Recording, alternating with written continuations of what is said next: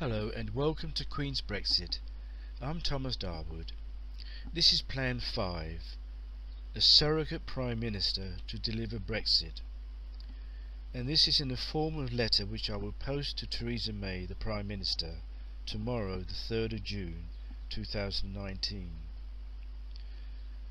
And I believe she deserves to be reinstated as Prime Minister, because what I bring can empower her to go to Europe with a completely new vision of a joint project between Britain and the European Union, which has not been given before.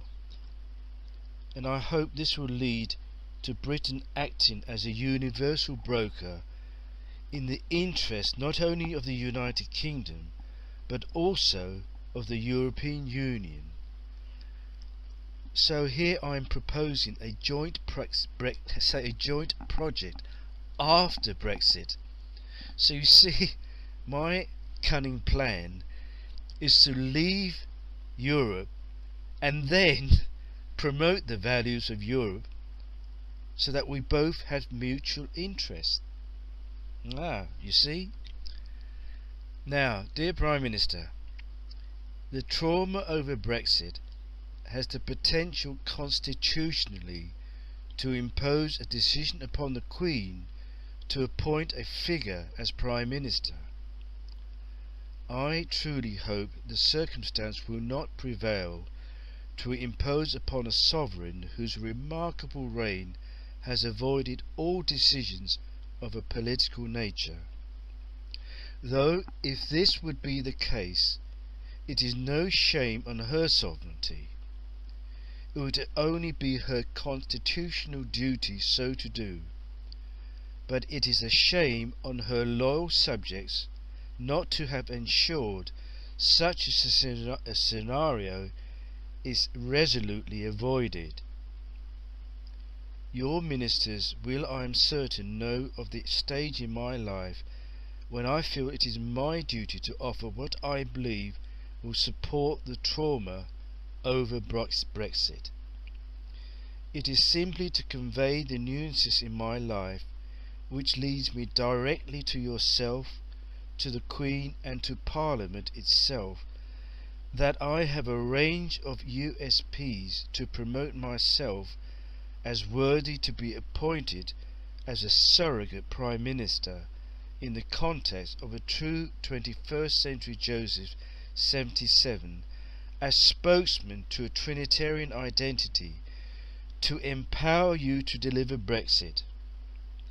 But I know my ideas are staggering to say the least, but nevertheless understood by many in high office, whom, like Pharaoh's council, were too afraid to make their views known to Pharaoh, i.e., that is, the Queen, of Joseph's ideas, that is, myself, which proved fruitful as in biblical Joseph, when given a fair hearing by its head of state, Pharaoh.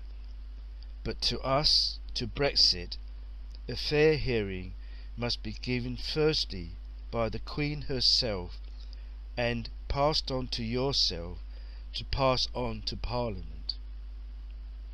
So you see, I'm not seeking the votes of the Conservative Party. I'm seeking for the endorsement of the head of state itself, and then passed on to yourself to pass on to Parliament.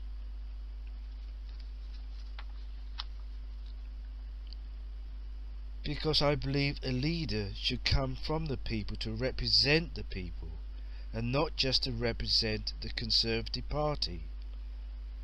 The trauma of Brexit was created by the Conservative Party, but it has traumatized the entire nation, and it is a nation that a new leader should acquaint itself with the necessary criteria to unify the nation, and that must come through the head of state and to Parliament itself. Brexit has been confined to the minutiae of trade deals, which I understand perfectly is of the necessity to engage with a satisfactory deal before an orderly exit from the European Union. You did this with your utmost of ability under the circumstances. What is it that I bring as a complete outsider of the Brexit of the political spectrum that can evade this trauma?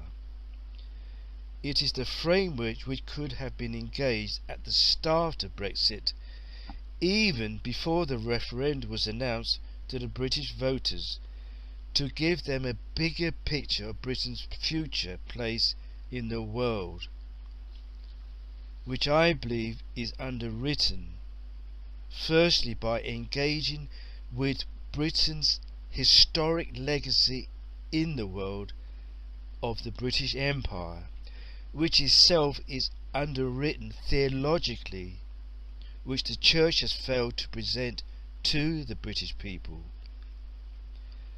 That the British Empire came into being as a direct result of divine patronage to implement Christianity's conclusive message, which is the gift of comprehension to service the call to duty, to overcome all the demands of life in real time, informed of great art and great science, in its tremendous legacy historically, in the Renaissance to denote great art, and in the Enlightenment to denote great science.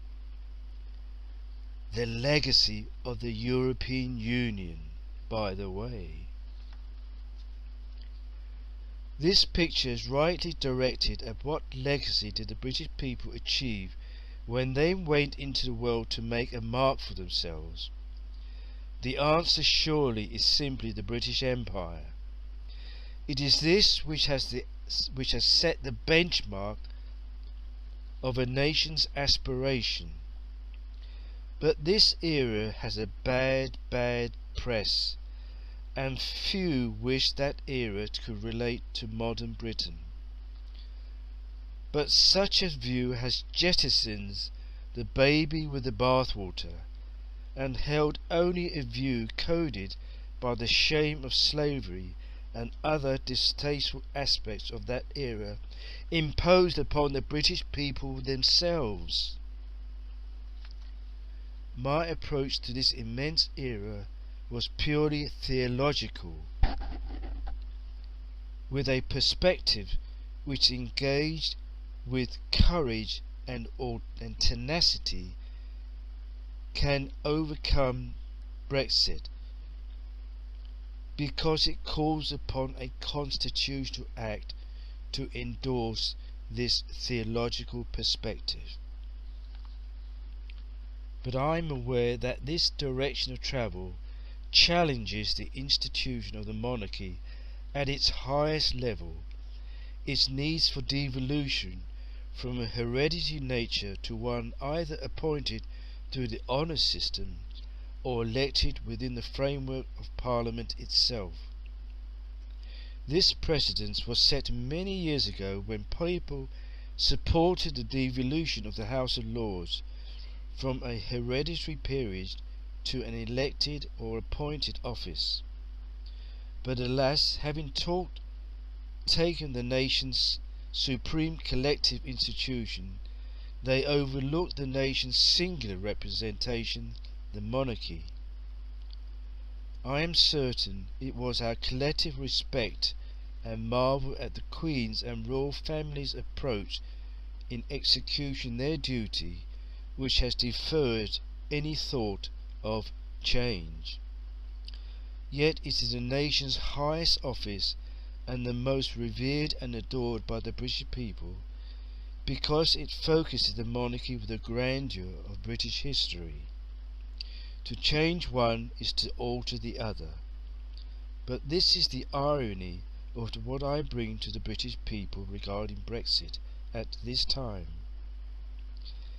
If the British Empire, and indeed of all of Britain's history, and that of Western civilization and Christendom was divinely sponsored with the intention it was to propagate a dual salvation, then it will give to the British people an immense weight of power in renegotiating Brexit, because it focuses how we view the past and what can be done for humanity in the future.